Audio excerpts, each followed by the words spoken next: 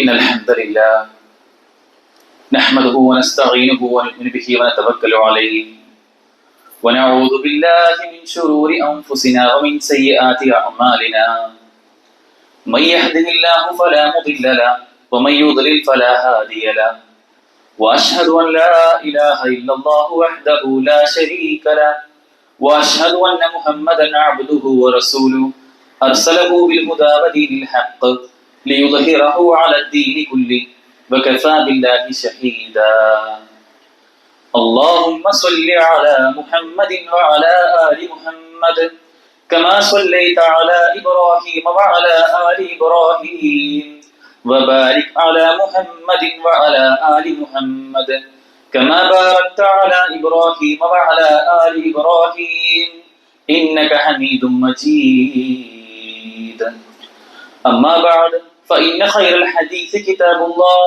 وخير الهدي هدي محمد صلى الله عليه وسلم وشر الأمور محدثاتها وكل محدثة بدعة وكل بدعة ضلالة وكل ضلالة في النار أعوذ بالله من الشيطان الرجيم بسم الله الرحمن الرحيم يا أيها الذين آمنوا اتقوا الله حق تقاته ولا تموتن إلا وأنتم مسلمون يا أيها الناس اتقوا ربكم الذي خلقكم من نفس واحدة وخلق منها زوجها وبث منهما رجالا كثيرا ونساء واتقوا الله الذي تساءلون به والأرحام إن الله كان عليكم رقيبا يا أيها الذين آمنوا اتقوا الله وقولوا قولا سديدا يصلح لكم أعمالكم ويغفر لكم ذنوبكم ومن يطع الله ورسوله فقد فاز فوزا عظيما أيحسب الإنسان أن يترك سدى സ്നേഹം നിറഞ്ഞ സത്യവിശ്വാസികളെ, വിശ്വാസിനികളെ, സർവ്വലോക രക്ഷിതാവും സർവ്വ അനുഗ്രഹങ്ങളുടെയും ദാതാവുമായ അള്ളാഹുവിന്റെ വിധിവിലക്കുകൾ ജീവിതത്തിൽ യഥോചിതം പാലിച്ച് അവ മുറുകെ പിടിച്ച് ജീവിക്കണമെന്ന് ആമുഖമായി എന്നെയും നിങ്ങൾ ഓരോരുത്തരെയും ഉപദേശിക്കുകയാണ്, തഖ്വ കൊണ്ട് വസീയത്ത് ചെയ്യുകയാണ്. അത്തരത്തിൽ അള്ളാഹുവിന്റെ ഇഷ്ടങ്ങൾക്ക് പ്രാപ്തരായി തീരുന്ന, അവന്റെ സ്വർഗത്തിന്റെ അവകാശികളായി തീരുന്ന മുത്തഖികളുടെ കൂട്ടത്തിൽ അള്ളാഹു നമ്മെ ഏവരെയും ഉൾപ്പെടുത്തി അനുഗ്രഹിക്കുമാറാകട്ടെ. പ്രവിശാലമായി കിടക്കുന്ന ഒരു പള്ളിക്കാട്ടിലേക്ക് തൻ്റെ സുഹൃത്തിന്റെ ഖബർ കാണാനായി പോയ ഒരു വ്യക്തിയോട് ആ ഖബർ ചോദിക്കുന്ന ചില ചോദ്യങ്ങളുണ്ട്. ആ ഖബറിലേക്ക് നോക്കിയിരിക്കുന്ന ആ വ്യക്തിയോട് ഖബർ ചോദിക്കുകയാണ്, നീ വല്ലാതെ ഞെട്ടലോടെ എന്നെ നോക്കേണ്ട കാര്യമൊന്നുമില്ല. ഇന്നലെ ഇതേ സ്ഥലത്ത് വന്ന് ഞാനും കുറച്ചൊന്ന് ഞെട്ടിയിരുന്നു, പേടിച്ചിരുന്നു. എന്നാൽ നാളെ ഇതേ സ്ഥാനത്ത് നീ നിന്റെ ഖബറിൽ ഇവിടെ കിടക്കുമ്പോൾ നിന്നെ നോക്കി മറ്റൊരാളും ഇതുപോലെ ഞെട്ടിക്കൊണ്ട് പരിതപിച്ചുകൊണ്ട് നിൽക്കുന്ന കാഴ്ച നിനക്കും കാണേണ്ടി വരും. അതുകൊണ്ട് ഇപ്പൊ വരെ ഞെട്ടലൊന്നും വേണ്ട കേട്ടോ എന്ന് ആ ഖബർ ആ വ്യക്തിയോട് ചോദിക്കുന്നതായി പറയുന്നതായി ഒരു കാൽപ്പനികമായി പറയുന്ന ഒരു ചരിത്രം കാണാൻ കഴിയും. പ്രിയമുള്ളവരെ, കഴിഞ്ഞ ദിവസം നമ്മളെല്ലാവരും വളരെ വേദനാജനകമായി കേട്ട വാർത്ത, അഹമ്മദാബാദിൽ നിന്നും ലണ്ടനിലേക്ക് യാത്ര തിരിച്ച ഇന്നലെ ഏകദേശം ഇതേ സമയത്ത് ഉച്ചയ്ക്ക് 1:39 ഗുജറാത്തിലെ അഹമ്മദാബാദിൽ നിന്ന് പുറപ്പെട്ട ആ വിമാനം AI 171 ബോയിങ് 787 എന്ന ഡ്രീം ലൈൻ എന്ന വിമാനം, ഒരുപാട് സ്വപ്നങ്ങളുമായി ചേക്കേറിയ ഒരുപാടധികം ആളുകൾ, അവർക്കൊന്ന് പറക്കാൻ പോലും കഴിയാത്ത രൂപത്തിൽ പറന്നുയരുന്നതിന് മുമ്പ് തന്നെ ഏതാനും നിമിഷങ്ങൾ കൊണ്ട് എല്ലാം പൊട്ടിച്ചിതറുന്ന കാഴ്ചകൾ. 300ഓളം ആളുകൾ മരണപ്പെട്ടതായിട്ടുള്ള റിപ്പോർട്ടുകൾ വന്നുകൊണ്ടിരിക്കുകയാണ്. 230 യാത്രക്കാരും 12 ക്രൂ അംഗങ്ങളുമുള്ള ഒരു വലിയ വിമാനം. ആ വിമാനത്തിലുള്ള മുഴുവൻ ആളുകളും മരണപ്പെട്ടു എന്ന വാർത്തയായിരുന്നു ആദ്യമൊക്കെ നമ്മൾ കണ്ടത്. ഒരിക്കലും വിശ്വസിക്കാൻ കഴിയാത്ത രൂപത്തിൽ 300 ആളുകളൊക്കെ, അത് ആ വിമാനത്തിലുള്ള യാത്രക്കാർ മാത്രമല്ല, അതൊന്നും അറിയാത്ത അവിടെ വിമാനം പോകുന്നുണ്ട് എന്ന് പോലും അറിയാത്ത ചില വ്യക്തികൾ, കുറച്ച് മെഡിക്കൽ വിദ്യാർത്ഥികൾ അവരുടെ ഹോസ്റ്റലിലെ അവരുടെ മെസ് ഹാളിൽ ഇരുന്ന് ഭക്ഷണം കഴിക്കുമ്പോൾ ആ കഴിച്ച ഭക്ഷണം പൂർത്തിയാക്കാൻ കഴിയാത്ത രൂപത്തിൽ അവരുടെ ശരീരത്തിലേക്ക് പോലും ആ വിമാനത്തിന്റെ ഭാഗങ്ങൾ വരികയും അങ്ങനെ ഒരു 10-30ഓളം ആ വിദ്യാർത്ഥികളും അല്ലെങ്കിൽ അവിടെയുള്ള നാട്ടുകാരും പ്രദേശവാസികളും ഒക്കെ മരണപ്പെട്ടു പോകുന്ന അത്യന്തം അസഹ്യമായ ചില വാർത്തകൾ നമ്മൾ ഇന്നലെ മുതൽ വാർത്താ മാധ്യമങ്ങളിലൂടെ കണ്ടുവരികയാണ്. ഒരിക്കലും നമുക്കൊന്നും ആദ്യം അക്സെപ്റ്റ് ചെയ്യാൻ കഴിയാത്തത് പോലെ തന്നെ അവിടെയുള്ള ആളുകളും അല്ലെങ്കിൽ അവിടെ അത് അനുഭവിച്ച അവരുടെ കുടുംബക്കാരും ഒക്കെ പറഞ്ഞ വാർത്തകളും ഇപ്പോൾ വരുന്ന റിപ്പോർട്ടുകളും ഒക്കെ അത്യന്തം വേദനാജനകമാണ്. തീർച്ചയായും നമ്മെ സംബന്ധിച്ചിടത്തോളം ഇത്തരം വലിയ വാർത്തകളൊക്കെ വരുമ്പോൾ അപകടങ്ങളും വലിയ രൂപത്തിലുള്ള പ്രയാസങ്ങളും പ്രതിസന്ധികളും ഒക്കെ ഇതിനു മുമ്പും അനുഭവിച്ചവരാണ് നമ്മൾ. ഒരു വിമാനാപകടം ആദ്യമായിട്ടല്ല നമ്മളൊക്കെ കേൾക്കുന്നതും അറിയുന്നതും. ഒരുപാടധികം അപകടങ്ങൾ, അത് വിമാനത്തിന്റെ രൂപത്തിലാവട്ടെ, ഇനി റോഡിലൂടെ പോകുന്ന വണ്ടികളാവട്ടെ, കപ്പലുകളും അല്ലെങ്കിൽ ബോട്ടുകളും ഒക്കെ ആവട്ടെ, ഒരുപാട് അപകടങ്ങൾ പ്രതീക്ഷിക്കാത്ത രൂപത്തിൽ നമ്മളൊക്കെ അനുഭവിക്കാറുണ്ട്. ഇതൊക്കെ വരുമ്പോൾ വിശ്വാസികൾ എന്ന നിലയ്ക്ക് നമുക്കുണ്ടാവേണ്ട ചില ചിന്തകൾ. ജീവിതം എന്നത് അതങ്ങനെ ഒഴുകിക്കൊണ്ടേയിരിക്കുകയാണ്. ആ ഒഴുക്കിനിടയിൽ എവിടെയോ ഒരു ഫുൾ സ്റ്റോപ്പ് നമ്മളെ കാത്തിരിക്കുന്നുണ്ട്. അത് എപ്പോഴാണ്, എവിടെയാണ്, എങ്ങനെയാണ് എന്നൊന്നും അറിയാതെ നമ്മുടെ കളികളെയും ചിരികളെയും ഇപ്പോഴുള്ള ഈ നിർഭയത്വത്തെയും സന്തോഷത്തെയും ഒക്കെ അത് മുറിച്ചു കളയുന്ന ഒരു ഫുൾ സ്റ്റോപ്പ് നമുക്കും വരാനുണ്ട്. അന്ന് ആ ഫുൾ സ്റ്റോപ്പ് വരുന്ന സമയത്ത് യാതൊന്നും നമുക്ക് ആസ്വാദനങ്ങളായി മാറുകയില്ല. നമുക്കൊന്നും അപ്പോൾ നമ്മെ സന്തോഷിപ്പിക്കുന്ന ഒന്നായി മാറുകയില്ല നമ്മൾ ചെയ്ത കർമ്മങ്ങളല്ലാതെ എന്ന ബോധ്യമാണ് നമുക്ക് എപ്പോഴും ഉണ്ടാവേണ്ടത്. നമ്മളെപ്പോഴും നമ്മുടെ കംഫർട്ടുകൾക്ക് വേണ്ടി, നമ്മുടെ ഉപജീവനത്തിന് വേണ്ടി, നമ്മുടെ കുടുംബത്തിന് വേണ്ടി, നമുക്ക് വേണ്ടി തന്നെയും നമ്മൾ ഓടിക്കൊണ്ടേയിരിക്കുകയാണ്. യഥാർത്ഥത്തിൽ ഇത്തരത്തിലുള്ള മരണങ്ങൾ അത് പലപ്പോഴും ഈ ദുനിയാവിനെ മറന്നുകൊണ്ട് ഓടുന്ന ആളുകൾക്ക് വലിയ പാഠമാണ്. നമ്മളെല്ലാവരും മരണത്തെ ഓർക്കുന്ന ആളുകളാണ്.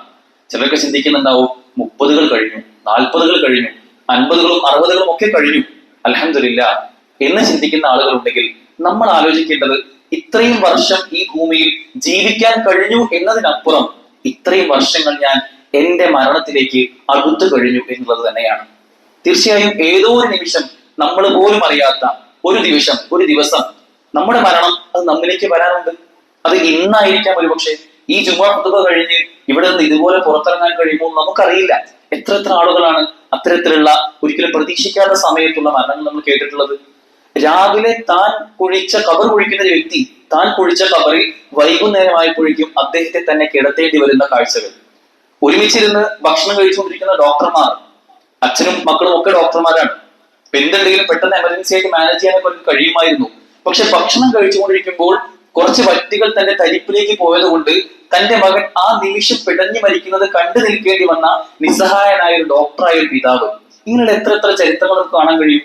ഒട്ടും പ്രതീക്ഷിക്കാത്ത സമയത്ത് നമ്മളിലേക്ക് വരുന്ന മരണങ്ങൾ, വാഹനാപകടങ്ങളുടെ രൂപത്തിൽ ഒക്കെ ഇന്നലെ കേട്ട വാർത്തകൾക്ക് സമാനമായ എത്രയോ വാർത്തകൾ. എത്രയോ ആരോഗ്യ ദൃഢഗാത്രരായ എന്നും ജിമ്മിലൊക്കെ പോയി ശരീരം പുഷ്ടിപ്പെടുത്തുന്ന അത്തരം യുവാക്കൾക്ക് പോലും ഇന്ന് സ്ട്രോക്കും മറ്റുമൊക്കെയായി. ഒരിക്കലും പ്രതീക്ഷിക്കാത്ത രൂപത്തിലുള്ള മരണ വാർത്തകൾ കേൾക്കുമ്പോൾ ആ മരണങ്ങളുടെ ലിസ്റ്റിൽ ഒരിക്കൽ ഒരു നാൾ ഏതോ ഒരു നിമിഷം നമ്മളും വരാനുണ്ട് എന്ന ചിന്തയായിരിക്കും നമുക്ക് ഉണ്ടാവേണ്ടത്. ഇന്നലത്തെ വാർത്ത കേട്ടപ്പോൾ ന്യൂസിലും മറ്റൊക്കെ പറയുന്നുണ്ടായിരുന്നു അകാല ചരമം അല്ലെങ്കിൽ ആകസ്മികമായ മരണം എന്നൊക്കെ പറയുന്നുണ്ടായിരുന്നു. ഒരുപക്ഷെ നമുക്ക് അങ്ങനെ തോന്നിയേക്കാം ഇത് അകാലമാണ്, അവർക്ക് പ്രതീക്ഷിച്ച കാലമല്ല, ചെറിയ കുട്ടികൾ വരെ മരണപ്പെടുന്നു. ഒരിക്കലും അകാല മരണം എന്ന വാക്ക് ഇസ്ലാമിനെ സംബന്ധിച്ചിടത്തോളം ഇല്ല. കാലമെല്ലാം അള്ളാഹു നിശ്ചയിക്കുന്നത് പോലെയാണ്. അള്ളാഹു തീരുമാനിച്ചുറപ്പിച്ചിട്ടുണ്ട് നമ്മുടെ മരണം ഏത് സമയം വരാനുണ്ട്.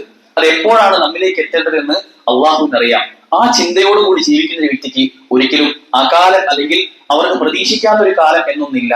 എപ്പോഴും മരണത്തെ പ്രതീക്ഷിക്കുന്ന വ്യക്തിയായിരിക്കണം നമ്മൾ ഇന്ന് ധരിച്ച ഈ ഒരു വസ്ത്രം ഉണ്ടല്ലോ, വെള്ളിയാഴ്ച ആയതുകൊണ്ട് പള്ളിയിലേക്ക് വരാൻ വേണ്ടി ധരിച്ച ഒരു പുതിയ വസ്ത്രം, ഉള്ളതിൽ വെച്ച ഏറ്റവും നല്ല വസ്ത്രം, അത് സുഗന്ധമൊക്കെ പൂശി നമ്മൾ വീട്ടിൽ നിന്ന് ഇങ്ങോട്ട് പള്ളിയിലേക്ക് ഇറങ്ങിയിട്ടുണ്ടെങ്കിൽ പ്രിയമുള്ളവരെ, ഈ വസ്ത്രം ഇത് നമ്മൾ തന്നെ അഴിക്കുമോ എന്ന് യാതൊരു ഉറപ്പും നമുക്ക് ആർക്കുമില്ല. ഇന്ന് രാവിലെ സോപ്പ് തേച്ച് നമ്മൾ കുളിച്ചിട്ടുണ്ടെങ്കിൽ അതേ സോപ്പ് ഉപയോഗിച്ചുകൊണ്ട് നമ്മുടെ മരണശേഷം നമ്മുടെ വീട്ടിന്റെ പൂമുഖത്തായി അല്ലെങ്കിൽ ആരും കാണാത്തൊരിടത്തായിക്കൊണ്ട് നമ്മെ ആ സോപ്പ് ഉപയോഗിച്ചുകൊണ്ട് കുളിപ്പിക്കുന്ന ഒരു ദിവസം വരാനുണ്ട്. ഒരിക്കലും പ്രതീക്ഷിക്കാത്ത, ആരും അറിയാത്ത, എന്നും നമ്മൾ എപ്പോഴും ചേർത്ത് നിർത്തിയ നമ്മുടെ കുടുംബം നമ്മുടെ കൂടെ വരാത്ത, അത്രമേൽ ഇഴയടക്കമുള്ള ബന്ധമായിരിക്കും നമുക്ക് നമ്മുടെ മക്കൾക്കും തമ്മിൽ, നമുക്ക് നമ്മുടെ ഭാര്യയും തമ്മിൽ, നമ്മുടെ ഉമ്മയും ഉപ്പയും ഒക്കെ തമ്മിൽ. അവരാരും കൂട്ടിന് വരാത്ത ഒരു ദിവസം നമുക്ക് എല്ലാവർക്കും നമുക്ക് അഭിമുഖീകരിക്കാനുണ്ട് എന്ന ബോധ്യമായിരിക്കണം നമുക്ക് ഉണ്ടാവേണ്ടത്. ചില ആളുകൾക്കൊക്കെ ഈ കണ്ണട ധരിക്കുന്ന ആളുകൾക്ക് കണ്ണട ഒന്നട് മാറി വെച്ച് കഴിഞ്ഞാൽ എവിടെയോ മറന്നു വെച്ചു, കുളിക്കാൻ പോയി പിന്നെ സ്ഥലത്ത് വെച്ചതായിരുന്നു, അവിടെ കാണുന്നില്ല എന്ന് വളരെ ഭയങ്കരമായ ടെൻഷൻ ആയിരിക്കും. കാരണം അത്രയും സമയം ജീവിതത്തിൽ 24/7 എന്നോണം കൊണ്ടു നടക്കുന്ന വിഷയമാണ് ഈ കണ്ണടയൊക്കെ. അതൊക്കെ പോയി കഴിഞ്ഞാൽ ഉണ്ടാവുന്ന ബേജാറ്, അല്ലെങ്കിൽ ഇന്ന് പുതിയ തലമുറയെ സംബന്ധിച്ചിടത്തോളം അവരുടെ ഒരു മൊബൈൽ ഫോൺ അവർക്ക് കയ്യിൽ നിന്ന് മാറ്റി വെക്കാൻ കഴിയുന്ന ആ സമയം അത് ചിന്തിക്കാൻ പോലും കഴിയില്ല. അത്രമേൽ നമ്മളുമായി ചേർത്ത് വെക്കുന്ന അത്തരം വസ്തുക്കൾ പോലും നമ്മുടെ കൂടെ വരാനില്ലാത്ത, ഒന്നുമില്ലാതെ വെറും കൈയോടെ പോകുന്ന ഒരു യാത്ര. ഇന്നലെ 100-300 ആളുകൾ പോയതുപോലെ നമുക്ക് പോകാനുള്ള ആ യാത്രയാണ് നമുക്ക് ഏവർക്കും നമ്മുടെ ചിന്തയിൽ വരേണ്ടത്. ഒരു വിശ്വാസിയെ സംബന്ധിച്ച് നോക്കുകയാണെങ്കിൽ ഇത്തരം സംഭവങ്ങളിലൊക്കെ വലിയ പാഠങ്ങൾ നമുക്കുണ്ട്. നമ്മുടെ മുൻഗാമികളായ അല്ലാഹു റസൂലും സ്വഹാബത്തും ഒക്കെ വലിയ രൂപത്തിലുള്ള മാതൃകകൾ നമുക്ക് കാണിച്ചു തന്നിട്ടുണ്ട്. താബികളിൽപ്പെട്ട പ്രമുഖനായ ഒരു വ്യക്തി അബൂ ശുറൈഹ് റഹിമഹുല്ലാഹ്, അദ്ദേഹം തന്റെ യാത്ര മരുഭൂമിയിലൂടെ അങ്ങനെ ചെയ്യാണ്. ആ യാത്ര ഒരുപാട് ദൂരം മുന്നോട്ട് പോയപ്പോ അദ്ദേഹം ഇടയ്ക്ക് അദ്ദേഹം മുട്ടുകുത്തി ഇരിക്കുമായിരുന്നു. എന്നിട്ട് തിരിഞ്ഞു നോക്കിക്കൊണ്ട് താൻ ചെയ്ത യാത്രയിലൂടെ തന്റെ കാലടി പാടുകൾ അദ്ദേഹം നോക്കിക്കൊണ്ട് അദ്ദേഹം മുട്ടുകുത്തി ഇരുന്ന് കരയുമായിരുന്നു. അദ്ദേഹം അവിടെ ഉറക്കെ പറയുമായിരുന്നു, മരണവും ഞാനുമായുള്ള അകലം അത് കുറഞ്ഞു വരികയാണ് എന്ന്. അമീറുൽ മുഅ്മിനീൻ ഉമർ ബിൻ ഖത്താബ് റളിയല്ലാഹു അൻഹു, ഉമർ റളിയല്ലാഹു അൻഹു അദ്ദേഹത്തിന്റെ കൂടെ എപ്പോഴും ഒരു ഭൃത്യനെ, ഒരു സെർവന്റിനെ തന്റെ കൂടെ വെക്കുമായിരുന്നു. ആ സെർവന്റിന്റെ ഉത്തരവാദിത്തം എന്നത് മറ്റൊന്നുമല്ല, ഉമറിനോട് എപ്പോഴും പറയണം, ഉമർ താങ്കൾ മരണപ്പെടും, ഉമർ താങ്കൾ മരണപ്പെടും, ഒരു നിമിഷം താങ്കളും മരിക്കും എന്ന് എപ്പോഴും എന്നോട് പറയണമെന്ന ഉത്തരവാദിത്തത്തിന് മാത്രമായി ഒരു ഭൃത്യനെ അദ്ദേഹം ഏർപ്പെടുത്തിയിട്ടുണ്ടായിരുന്നു. എന്നാൽ കുറച്ചു കാലം കഴിഞ്ഞപ്പോ തന്റെ താടി രോമങ്ങൾ നരയ്ക്കാൻ തുടങ്ങി. താടി രോമങ്ങൾ നരച്ചപ്പോൾ അദ്ദേഹം ആ ഭൃത്യനെ ഒഴിവാക്കി കഴിഞ്ഞു. ഇനി തന്റെ ആവശ്യമില്ല, എന്റെ ഈ നരച്ച താടി രോമങ്ങൾ എന്നോട് നിരന്തരം പറയുന്നുണ്ട്, ഉമർ താങ്കൾ മരണപ്പെടുമെന്ന്. അത്രമേൽ മരണബോധമുള്ള, മരണസ്മരണയുള്ള ആളുകളായിരുന്നു നമ്മുടെ മുൻഗാമികൾ. പ്രിയമുള്ളവരെ, നമുക്കും അത്തരത്തിലുള്ള ബോധ്യം ഉണ്ടാവണം. നമ്മുടെ അല്ലാഹു റസൂൽ പറഞ്ഞ ചില പ്രാർത്ഥനകൾ തന്നെ അതിന് വലിയ വെളിച്ചമേകുന്നുണ്ട്. എന്നും രാത്രി ഉറങ്ങാൻ കിടക്കുമ്പോൾ നമ്മൾ പ്രാർത്ഥിക്കേണ്ട പ്രാർത്ഥന, ബിസ്മിക അല്ലാഹുമ്മ അമൂതു വഅഹ്യ, അല്ലാഹുവേ എന്നെ ജീവിപ്പിക്കുന്ന, എന്നെ മരിപ്പിക്കുന്ന റബ്ബേ നിന്റെ നാമത്തിൽ ഞാൻ ഉറങ്ങാൻ കിടക്കുന്നു. രാവിലെ എഴുന്നേൽക്കുമ്പോൾ പ്രാർത്ഥിക്കേണ്ട പ്രാർത്ഥന, അൽഹംദുലില്ലാഹില്ലദീ അഹ്യാനാ ബഅദ മാ അമാതനാ വഇലൈഹി നുശൂർ, അല്ലാഹുവേ എന്നെ മരിപ്പിച്ചതിന് ശേഷം വീണ്ടും ജീവിപ്പിച്ച റബ്ബേ നിനക്കാണ് സർവ്വസ്തുതിയും, നിന്നിലേക്ക് തന്നെയാണ് ഞങ്ങൾ മടക്കപ്പെടുന്നത് എന്നും ഓരോ ദിവസവും രാവിലെയും രാത്രിയും ഒക്കെ പ്രാർത്ഥിക്കുന്ന നമുക്ക് പിന്നെ എങ്ങനെയാണ് മരണസ്മരണ ഒഴിവാകുന്നത്? പലപ്പോഴും നമ്മൾ മറന്നു പോവുകയാണ്, മരണത്തെ നമ്മൾ വിസ്മരിച്ചു പോവുകയാണ്. എന്നാൽ പ്രിയമുള്ളവരെ, ഒരു അവിശ്വാസിയെ സംബന്ധിച്ചിടത്തോളം, ഇത്തരത്തിൽ വിശ്വാസമുള്ള ആളുകൾക്കാണല്ലോ ഈ ഒരു ഈമാനും ദൃഢതയും ഒക്കെ ഉണ്ടാവുക. ഈ വിശ്വാസം ഒന്നുമില്ലാത്ത ആളുകളെ സംബന്ധിച്ച് ആലോചിച്ച് നോക്കുമ്പോൾ അവർക്ക് ഈ ജീവിതമാണ് എല്ലാം. ഈ ജീവിതത്തിലുള്ള എന്തെല്ലാം ആസ്വാദനങ്ങളുണ്ടോ, ലഹരിയാവട്ടെ, വിപരീത ചിന്തകളാവട്ടെ, തോന്നിയവാസങ്ങളാവട്ടെ, തങ്ങളുടെ മനസ്സിനും തങ്ങളുടെ ഇച്ഛകൾക്കും അനുസരിച്ച് പ്രവർത്തിക്കുന്ന ആളുകൾ, അത് മാത്രമാണ് ജീവിതം എന്ന് ചിന്തിക്കുന്ന, യോളോ എന്നൊക്കെ എഴുതിയിട്ടുള്ള യു ഓൺലി ലിവ് വൺസ്, ഇന്ന് കുട്ടികളൊക്കെ പറയുന്ന ഒരു മുദ്രാവാക്യമാണ് YOLO, you only live once, ജീവിതം എന്നത് ഒന്നേ ഉള്ളൂ, എന്തായാലും മരണപ്പെടും, അതുകൊണ്ട് അങ്ങോട്ട് അടിച്ച് പൊളിച്ച് അർമാദിച്ച് ആസ്വദിച്ചാണ് മരണപ്പെടുക. ലഹരിയാവട്ടെ, അത് കള്ളാവട്ടെ, കഞ്ചാവട്ടെ, പെണ്ണാവട്ടെ, ഒന്നും പ്രശ്നമല്ല, തനിക്ക് ആസ്വാദനം ലഭിക്കുന്ന എന്തെല്ലാം ഉണ്ടോ അതിന്റെ പിന്നാലെ പോവുക എന്ന് ചിന്തിക്കുന്ന ഭൗതികവാദികളായ ആളുകൾ, അവർക്ക് എന്ത് കംഫർട്ടാണ് ഉണ്ടാവുക, എന്ത് മനസ്സംതൃപ്തിയാണ് ഉണ്ടാവുക? എന്ത് പ്രയാസങ്ങൾ വരുമ്പോഴും, ഇതുപോലുള്ള വാർത്തകൾ വരുമ്പോഴും അവർക്കൊന്നും മനസ്സിനെ പിടയ്ക്കുന്ന ഒരു അനുഭവങ്ങൾ ഉണ്ടാവില്ല. കാരണം അവർക്ക് മുമ്പിലുള്ള ഏറ്റവും വലുത് എന്നത് അത് ഈ ലോകമാണ്. ഇവിടെയുള്ള നൈമിഷികമായ, ഹ്രസ്വമായ ചെറിയ ചെറിയ ചെറിയ ആസ്വാദനങ്ങളെ അവർ ഏറ്റവും വലുതായി കൊണ്ടു നടക്കുകയാണ്. എവിടെയാണോ ആ ആസ്വാദനങ്ങൾക്ക് തടസ്സമായി, വിഘാതമായി എന്തെങ്കിലും ഉള്ളത്, ആ തടസ്സങ്ങളെ പൊട്ടിച്ചെറിയാനാണ് പലപ്പോഴും അവർ ശ്രമിച്ചുകൊണ്ടിരിക്കുന്നത്. ഇസ്ലാമിൽ, മതത്തിൽ വിശ്വാസമില്ലാത്ത ആളുകൾ, അവർക്ക് തടസ്സം പലപ്പോഴും മതമായിരിക്കും. മതത്തിലേക്ക് വന്നു കഴിഞ്ഞാൽ കുറെ നിയന്ത്രണമൊക്കെ ഉണ്ടാവും, കുറച്ച് കാര്യങ്ങൾ ചെയ്യേണ്ടി വരും, ഇബാദത്തുകളൊക്കെ ചെയ്യേണ്ടി വരും, പള്ളിയിലേക്ക് വരണം, നമസ്കരിക്കണം, നോമ്പ് നോക്കണം, കുറച്ചൊക്കെ പ്രയാസമുള്ള കാര്യമാണ്. അതുകൊണ്ട് ആ പ്രയാസം ഉണ്ടാക്കുന്ന, എന്റെ ആസ്വാദനങ്ങൾക്ക് തടസ്സം നിൽക്കുന്ന മതം എനിക്ക് വേണ്ട, എന്റെ ആസ്വാദനങ്ങൾക്ക് തടസ്സം നിൽക്കുന്ന ആ ദൈനികമായ കൽപ്പനകൾ എനിക്ക് വേണ്ട എന്ന് പറയുന്ന രൂപത്തിലേക്ക് പുതിയ തലമുറയിലെ കുട്ടികളൊക്കെ പോകുമ്പോൾ നാം ചിന്തിച്ചു നോക്കേണ്ടത്, അവർക്കും നമുക്കും ഒക്കെ ഒരുപോലെ അനുഭവിക്കാനുള്ള ആ മരണമാകുന്ന ആ ദിവസം. പ്രിയമുള്ളവരെ, ഖുർആൻ പറയുന്നുണ്ടല്ലോ, ഖുർആനിന്റെ ഏറ്റവും ആത്യന്തികമായ 3 കൽപ്പനകൾ, അല്ലാഹു റസൂൽ ഖുർആനിലൂടെ പറയുന്ന ഏറ്റവും പ്രമാണബദ്ധമായ 3 വിഷയങ്ങൾ, ഒന്ന് തൗഹീദാണ്, രണ്ടാമത്തത് റിസാലത്താണ്, മൂന്നാമത്തെ ആഖിറത്താണ്. ഒന്ന് അള്ളാഹുവിന്റെ ഏകത്വമാണെങ്കിൽ, 2 അള്ളാഹുവിന്റെ റസൂലിന്റെ പ്രവാചകത്വമാണെങ്കിൽ, മൂന്നാമത്തേത് അത് പരലോകം എന്നൊരു ലോകമുണ്ട് എന്നും ആ പരലോകത്തേക്ക് വേണ്ടി നിങ്ങൾ ഒരുങ്ങണം കേട്ടോ, അതിനുവേണ്ട ഒരുക്കങ്ങൾ ഇങ്ങനെയൊക്കെ ആവണം കേട്ടോ എന്ന് പറയുന്ന പരിചയപ്പെടുത്തലാണെങ്കിൽ നമുക്കറിയാം ദുനിയാവ് എന്നാൽ അത് ലഅബും ലഹവും ഒക്കെ തന്നെയാണ്. അത് കളിയും ചിരിയും തമാശയും മാത്രമാണ്. അത് മത്താഉൽ ഗുറൂറാണ്. നിങ്ങളെ കളിപ്പിക്കുന്ന, നിങ്ങളെ വഞ്ചിക്കുന്ന, നിങ്ങളെ ചതിക്കുന്ന ഒരു വിഭവം മാത്രമാണ് ദുനിയാവ്. ഇവിടെയുള്ള എന്ത് ആസ്വാദനങ്ങളാവട്ടെ, കണ്ണുകൊണ്ട് അത് കാണാൻ എനിക്ക് തോന്നും, കേൾക്കാൻ എനിക്ക് തോന്നും, അത്തരം ആസ്വാദനങ്ങളിലേക്ക് പോകാൻ എനിക്ക് തോന്നും. അതിന് പല ന്യായീകരണങ്ങളും ഉണ്ടാവും. എപ്പോഴെങ്കിലുമൊക്കെ അല്ലേ, എന്തെങ്കിലും ഒന്നും പ്രശ്നമല്ല, ഇന്നിപ്പോ എല്ലാവരും ചെയ്യുന്നതല്ലേ, നീ മാത്രമൊക്കെ മാറിയിരുന്ന് നീ ഇപ്പൊ വലിയൊരു ദീനി വന്നിരിക്കുന്നു, ഒരു ദീനിയായ ആള് കുറച്ച് താഴേക്ക് വെച്ച് എന്തിനാ അതിനൊക്കെ നിൽക്കുന്നത്, ഞങ്ങളുടെ കൂടെ വാ എന്നൊക്കെ പറയാനുള്ള പല ആസ്വാദനങ്ങളും ഉണ്ടാവും. ഈ ജീവിതം അങ്ങനെയാണ്.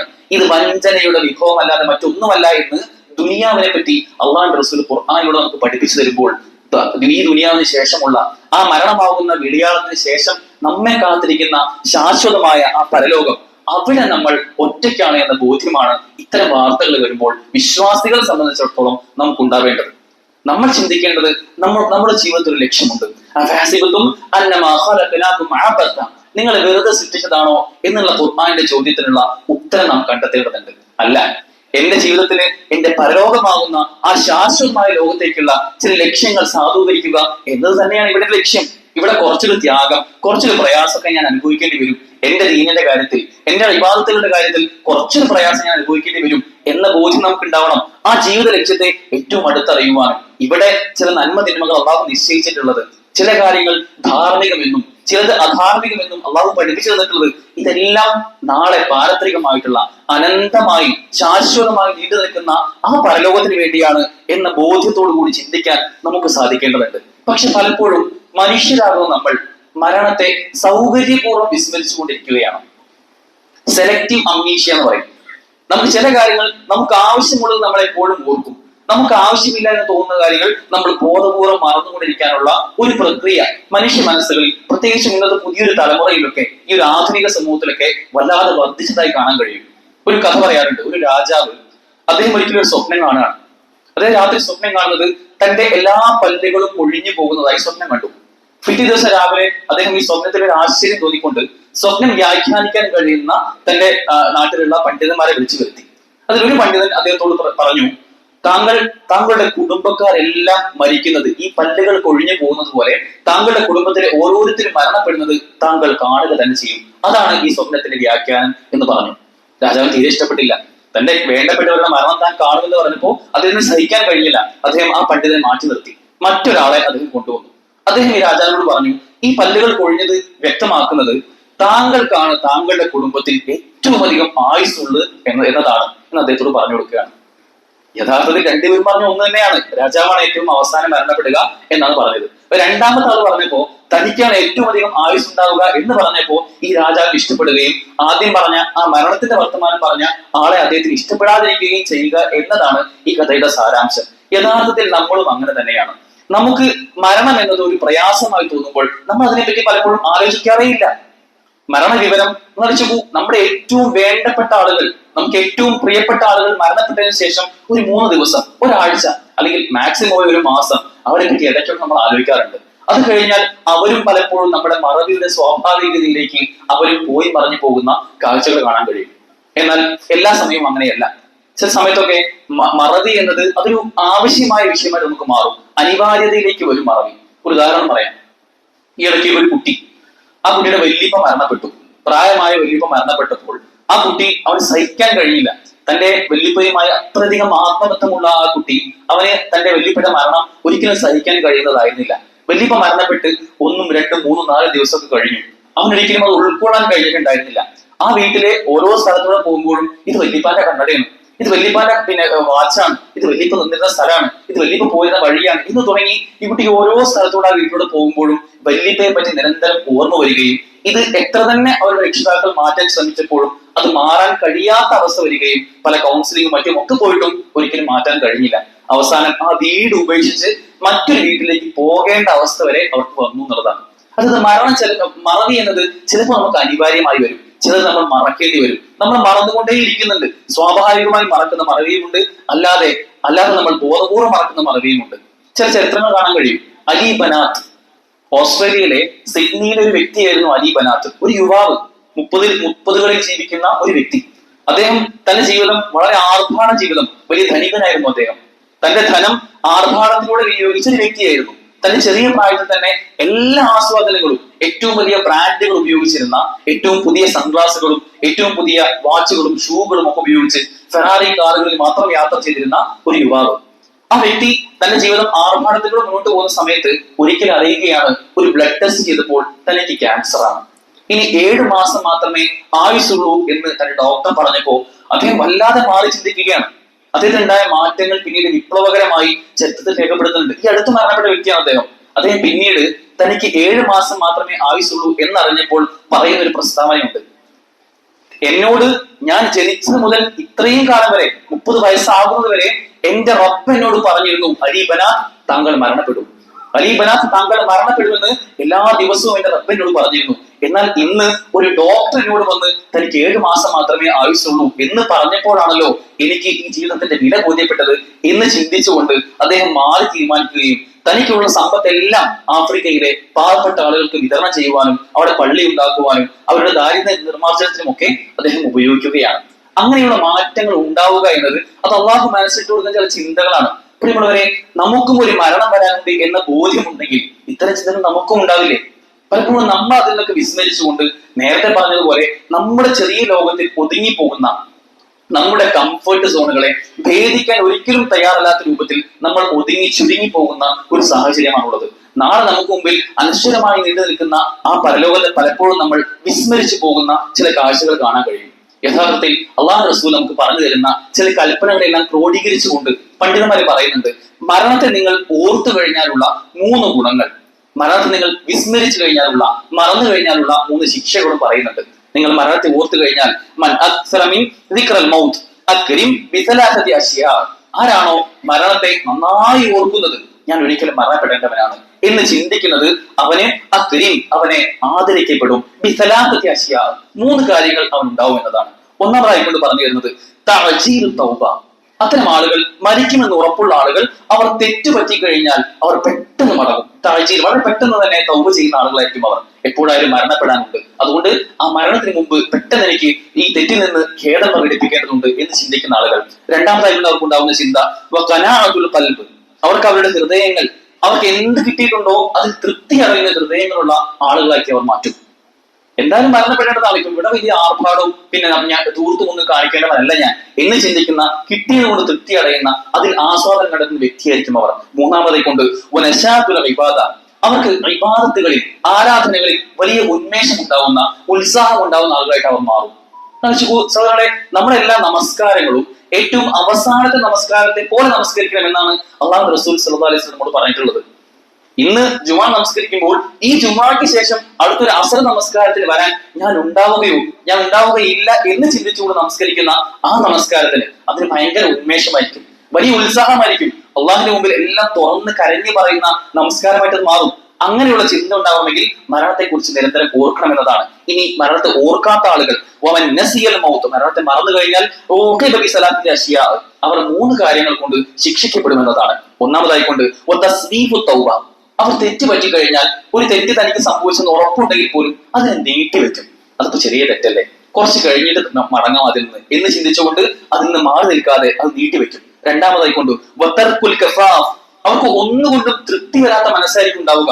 എല്ലാം ഇനിയും ഒരുപാട് വേണമെന്ന് ചിന്തിക്കുന്ന ആർഭാടത്തിന്റെ ആളുകളായി അവർ മാറും. മൂന്നാമതായിക്കൊണ്ട്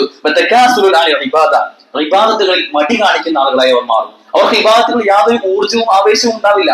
അങ്ങനത്തെ ആളുകളായിട്ട് അവർ മാറും എന്നതാണ് പണ്ഡിതന്മാർ പറഞ്ഞു തരുന്നത്. യഥാർത്ഥത്തിൽ മരണചിന്തയുള്ള, മരണസ്മരണയുള്ള ആളുകൾക്ക് ഇബാദത്തുകളിൽ ആവേശമുള്ള, തങ്ങൾക്ക് കിട്ടിയതെന്തോ അതിൽ തൃപ്തി അടയുന്ന, തങ്ങൾക്ക് ഒരു തെറ്റ് പറ്റി കഴിഞ്ഞാൽ അത് തെറ്റാണെന്ന് ബോധ്യമുണ്ടെങ്കിൽ എപ്പോൾ വേണമെങ്കിലും മരണം എന്റെ അടുക്കിലേക്ക് വരാം, ആ മരണത്തിന് മുമ്പ് ഞാൻ അതിൽ നിന്ന് തൗബ ചെയ്ത് ഖേദിച്ച് മടങ്ങണം എന്നുമുള്ള ചിന്തയുണ്ടാവും. നമ്മൾ ഒരിക്കലും ജീവിതത്തിൽ മറക്കാൻ പാടില്ലാത്ത ചില കാര്യങ്ങളുണ്ട്.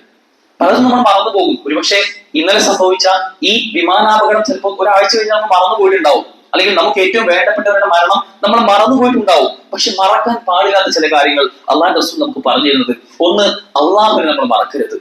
ജീവിതത്തിൽ എപ്പോഴും അള്ളാഹുവിനെ കുറിച്ചുള്ള ചിന്ത നമുക്ക് ഉണ്ടാവണം.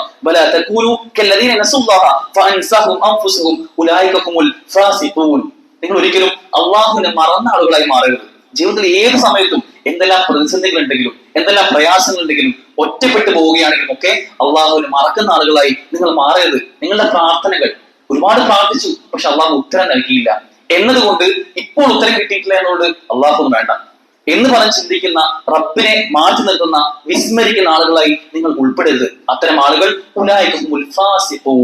അവരാണ് തെമ്മാടികളായ തോന്നിയവാസികളായിട്ടുള്ള ആളുകൾ. അവർക്ക് പിന്നെ ഒന്നും പ്രശ്നമായിരിക്കില്ല. അള്ളാഹുവിനെ ചിന്തിക്കാത്ത ആളുകൾക്ക് അവർ ഫാസികളായി മാറും എന്ന് പറയുന്നുണ്ട്. രണ്ടാമതായി കൂടി നമ്മൾ മറക്കാൻ പാടില്ലാത്തത് അള്ളാഹുവിന്റെ വിധിവിലക്കുകളെ പറ്റിയാണ്.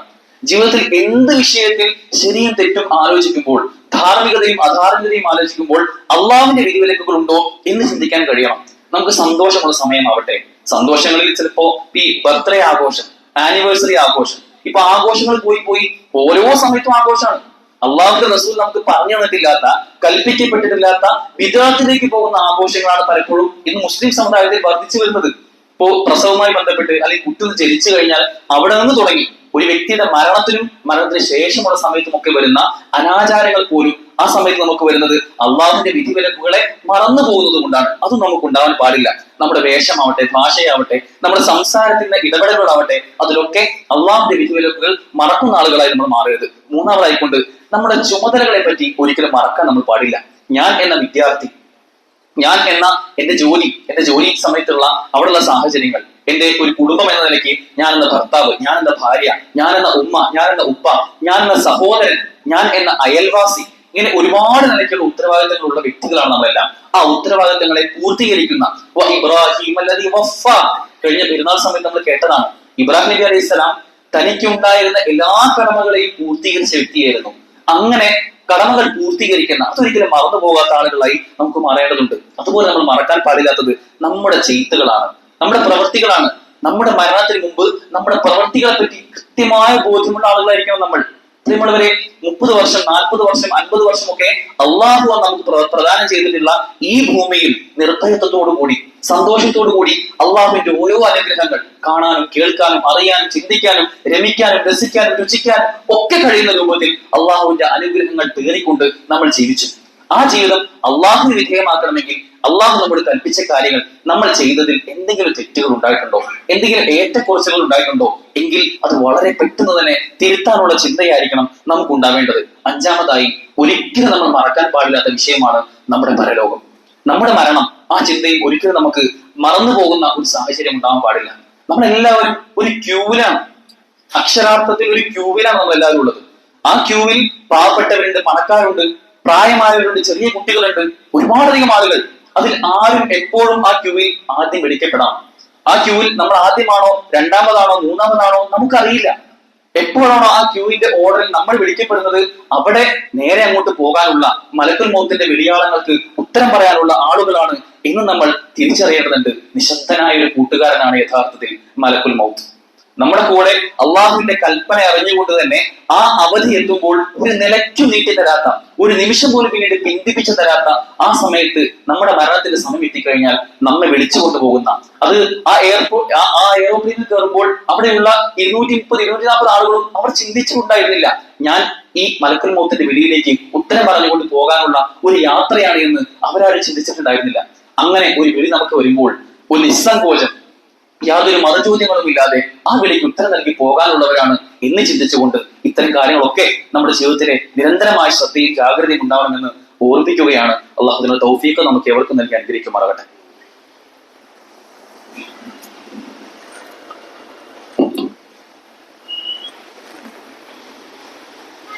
അൽഹംദുലില്ലാഹ് അസ്സലാത്തു വസ്സലാമു അലാ റസൂലില്ലാഹ് വഅലാ ആലിഹി വസഹബിഹി അജ്മഈൻ അമ്മാ ബഅദ്. ജീവിതത്തിൽ ഇന്ന് വരെ, നാം ജനിച്ചത് മുതൽ ഇന്ന് വരെ നമ്മുടെ ഹൃദയങ്ങൾ അത് മിടിച്ചുകൊണ്ടേയിരിക്കുകയാണ്. ഓരോ മിനിറ്റിലും 70-ലധികം തവണ മിടിച്ചുകൊണ്ടിരിക്കുന്ന നമ്മുടെ ഹൃദയങ്ങൾ. ഹൃദയമിടിപ്പിനെ പറ്റി പലപ്പോഴും പറയാറുണ്ട്. ഹൃദയത്തിന്റെ മിടിപ്പുകൾ അത് ഖബറിലേക്കുള്ള കാലടി പാടുകളുടെ കുളമ്പടി ഒച്ചയാണ് എന്ന് പറയാറുണ്ട്. നമ്മുടെ ഹൃദയം മിടിച്ചുകൊണ്ടേയിരിക്കുന്നത് നമ്മുടെ ഖബറിലേക്കുള്ള കാലടി പാടുകളുടെ ശബ്ദമായിക്കൊണ്ടാണ് പലപ്പോഴും കാൽപ്പനികമായി അതിനെ പറയാറുള്ളത്. ഇതൊരു യാഥാർത്ഥ്യമാണ്. നമ്മൾ ഈ ജീവിതം ഇത് നമ്മൾ ആരംഭിച്ചിട്ടുണ്ട് എങ്കിൽ, നമ്മൾ ഈ ഭൂമിയിൽ പൂജാതരായിട്ടുണ്ട് എങ്കിൽ, തീർച്ചയായും നിശ്ചയമായും നമ്മളിലേക്ക് കടന്നു വരുന്ന അനിഷേധ്യമായ ഒരു യാഥാർത്ഥ്യമാണ് നമ്മുടെ മരണം. ഏതോ ഒരു നിമിഷം നമ്മൾ മരണപ്പെടാനുണ്ട് എന്ന ചിന്ത. പലപ്പോഴും ഈ ഓഫീസ് വർക്കുകളിലുമൊക്കെ അല്ലെങ്കിൽ കുട്ടികൾക്കൊക്കെ ഡെഡ് ലൈൻ കൊടുക്കാറുണ്ട്, അല്ലെങ്കിൽ ഒരു ലാസ്റ്റ് ഡേറ്റ് കാണും. ചില അസൈൻമെന്റ് ഒക്കെ സബ്മിറ്റ് ചെയ്യാനുള്ള അല്ലെങ്കിൽ പരീക്ഷയുടെ ഒക്കെ ലാസ്റ്റ് ഡേറ്റിന് വരും. ആ ലാസ്റ്റ് ഡേറ്റിന് വരുമ്പോൾ എല്ലാവർക്കും ഭയങ്കരമായ ആവേശമായിരിക്കും. ആ ഡെഡ് ലൈനിന് മുമ്പ് അത് ചെയ്തു തീർക്കണം, ആ വർക്ക് പൂർത്തിയാക്കണം എന്ന് ചിന്തിക്കുന്നത് കൊണ്ട് തന്നെ വളരെ ഉന്മേഷത്തോടുകൂടി, ആസ്വാദനത്തോടുകൂടി, ആവേശത്തോടുകൂടി ആ കാര്യം ചെയ്തു തീർക്കാൻ അവർ ശ്രദ്ധിക്കാറുണ്ട്. യഥാർത്ഥത്തിൽ നമുക്കും ഒരു ഡെഡ് ലൈൻ ഉണ്ട്. പക്ഷെ അത് ഉത്സാഹത്തോടുകൂടി ചെയ്യാൻ അത് എപ്പോഴാണ് എന്ന കാര്യം നമുക്കറിയില്ല. നമ്മൾ എപ്പോഴാണ് മരണപ്പെടുന്നത് എന്ന ഡേറ്റ്, അതിന്റെ സമയം, അതിന്റെ സ്ഥലം ഒന്നും നമുക്കറിയില്ല. എങ്കിൽ പ്രിയമുള്ളവരെ, എപ്പോഴും ജീവിതത്തിന്റെ നിഖില മേഖലകളിലും എല്ലാ സമയത്തും ആ ഉത്സാഹം അവസാന സമയമാണ് എന്ന ബോധ്യമുണ്ടാകുമ്പോൾ നമ്മൾ കാണിക്കുന്ന ആ ആവേശം അത് എപ്പോഴും നമുക്ക് ഉണ്ടാവേണ്ടതുണ്ട് എന്നതാണ്. അത്തരം ചിന്തകളായിരുന്നു നമ്മുടെ മുൻഗാമികൾക്ക് ഉണ്ടായിരുന്നത്. ഒരു സദസ്സിൽ വെച്ച് അള്ളാഹു റസൂൽ സല്ലല്ലാഹു അലൈഹി വസല്ലം ചോദിക്കുന്നുണ്ട്, ഇന്ന് ഈ കൂട്ടത്തിൽ നോമ്പുകാരനായിട്ട് ആരാണുള്ളത്? ഒരു വ്യക്തി എഴുന്നേൽക്കുന്നുണ്ട്, അനയാ റസൂലല്ലാഹ്. ഇന്ന് ഈ കൂട്ടത്തിൽ ഒരു രോഗിയെ സന്ദർശിച്ചവനായിക്കൊണ്ട് ആരാണുള്ളത്? ആ വ്യക്തി തന്നെ പിന്നെയും എഴുന്നേൽക്കുന്നുണ്ട്, അനയാ റസൂലല്ലാഹ്.